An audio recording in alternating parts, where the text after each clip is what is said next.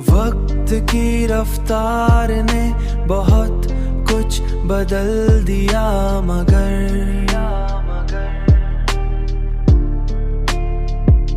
तुम्हारी याद की खुशबू आज भी मेरे दिल के आंगन में इसी तरह बिखरी हुई है।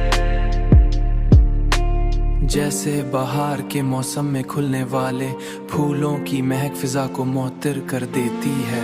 मैंने कई बार चाहा कि इस खुशबू को अपने दिल से दूर कर दूं,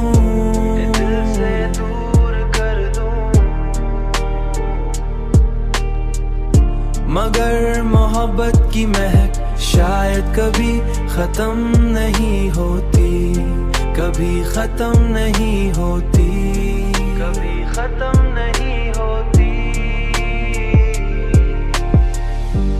वो खामोशी से इंसान के वजूद में बस जाती है,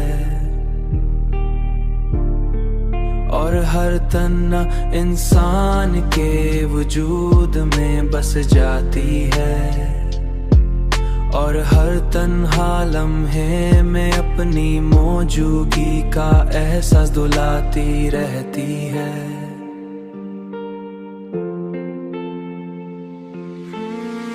मैंने कई बार चाहा कि इस खुशबू को अपने दिल से दूर कर दूं,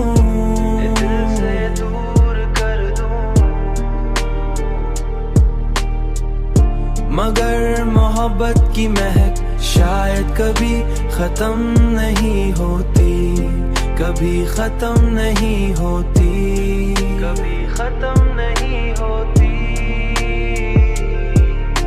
शायद कभी खत्म नहीं होती।